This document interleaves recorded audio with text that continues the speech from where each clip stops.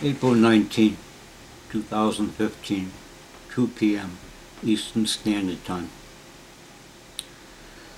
I'm going to try to make a video that probably going to step on some toes. I just got a post from Red October, and for him, you are totally right.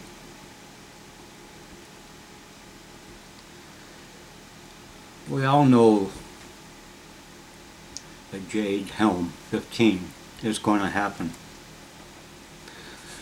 None of us know what it's about. You've got 1,000 people on YouTube that are telling you what it's all about. No one knows. Everything's speculation. The real question is, if Jade Helm, if they turn on us, what are you going to do?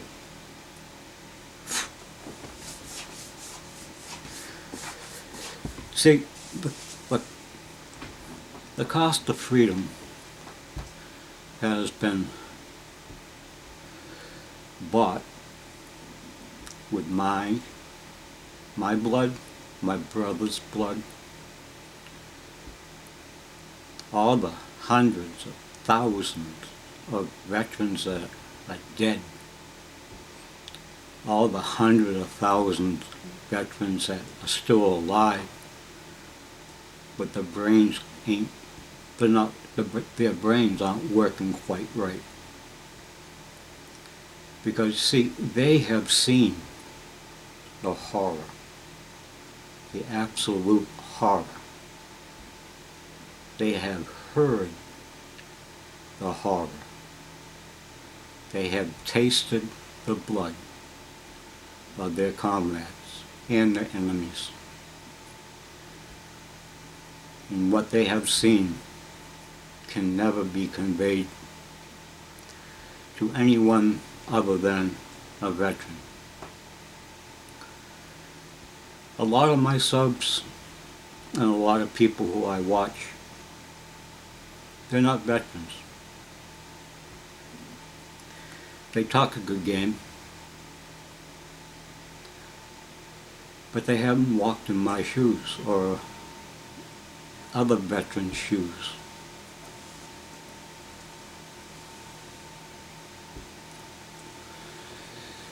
Some people, I see they're romancing this like it's a great thing. Like, it's our time to party, we'll show them. Well, it's going to be anything but.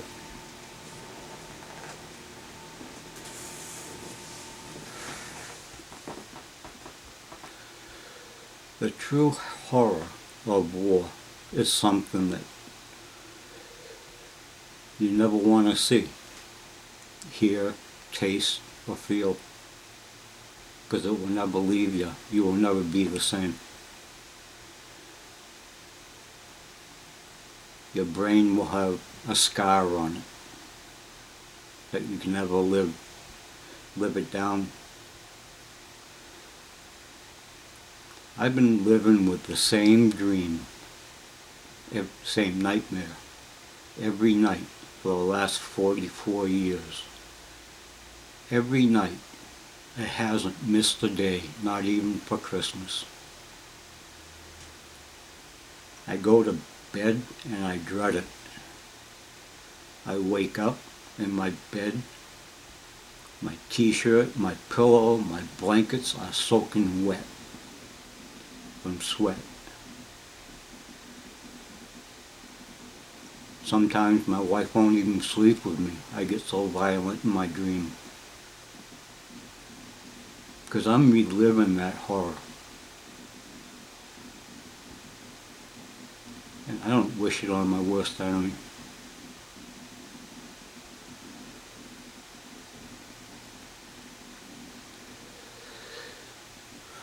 Freedom.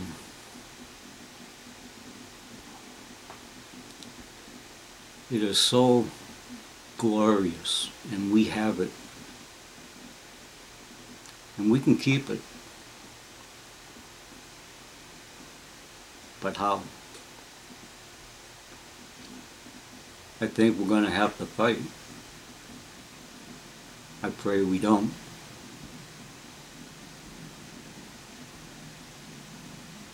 But the cost of freedom, it is worth every drop of blood shed.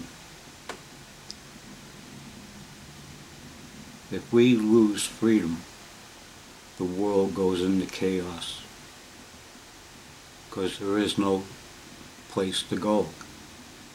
We are the only place in the world that has freedom.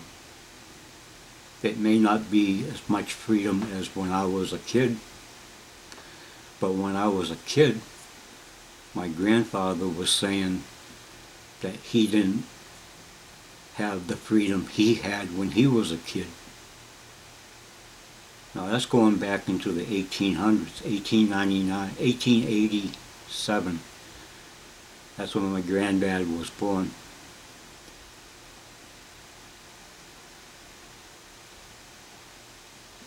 And as a kid, 6, 7 years old, I can remember him preaching about how this country is great and that we have to do something to save it. And that was in the 50s, 1957, 1958. My grandfather was preaching, we have to do about something about this out of control government. This plan, not Jade Helm, but the plan of us losing our freedom probably started around when Woodrow Wilson was president and he ushered in the Progressive Party. And they weren't in no hurry.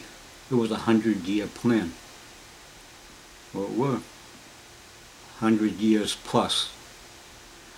And Obama, he's putting the last nails in the coffin. He was put there to destroy this country. And he told us that from the beginning. I am going to fundamentally change America. That's the only thing he has said that he has followed up on. He promised that. He's done it.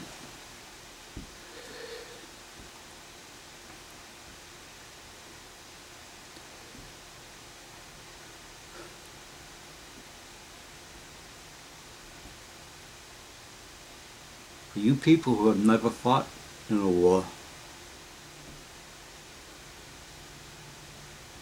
I don't care how realistic your planning is. The Marines, from boot camp, we were brainwashed to be killers. And then they refined it until I went to Vietnam, and I was a very sharp sword. But even the way the Marine Corps teaches, it never prepared me for what was real. A lot different when they're shooting back at you. It's a lot different when they shoot back and they hit you. I know. I got an AK in the shoulder.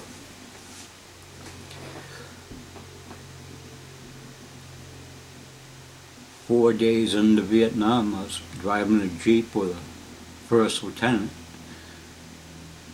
and I heard a crack. Very distinctive crack. I was later to find out that's the sound of an AK-47 when they're shooting at you. I turned my head to the first lieutenant. His head was half gone.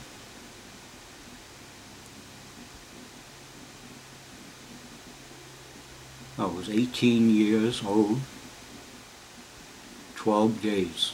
18 years and 12 days old. And from then, it just got worse. I've done stuff that I'm ashamed of. I've done a lot of stuff I'm very proud of. I was a scout sniper in Vietnam.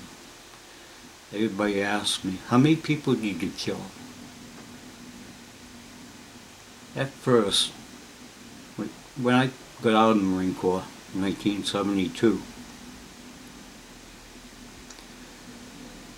it was very difficult to be a veteran.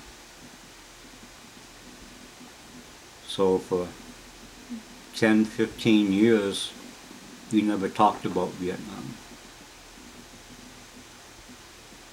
But then we started getting acceptance. So when people ask me that stupid question, how many people did you kill? I say, how many of my brothers did I save? Because the snipers, you go out there, usually ahead of the people, and you set up. I mean, you're usually behind the enemy.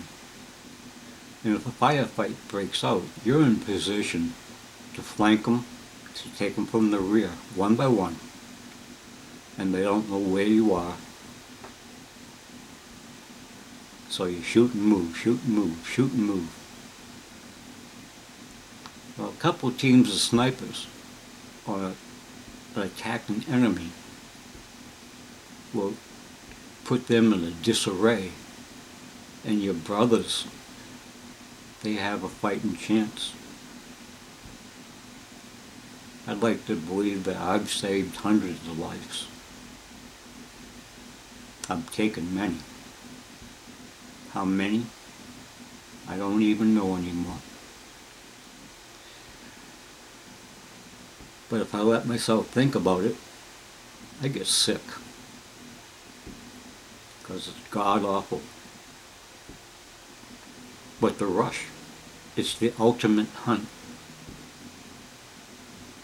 Hunting somebody who is hunting you. And he is just as devoted to kill you as you are to kill him. The rush that you get from that, I've never had a greater rush in my life. You get in a situation where there's no way out, and you do get out. And you get back to the base, or to the hill.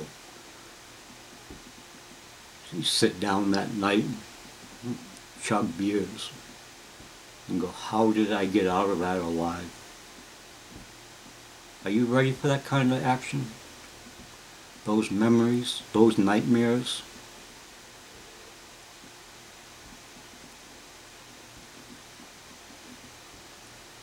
I don't know why I'm making this, except for Red October, the post that he sent me. It hit home. So, Red October, thank you for that post. And I hope this video made some kind of sense to somebody. It's just a ramble. You don't want to see war. But if you do, you're 100% in. If not, you're dead.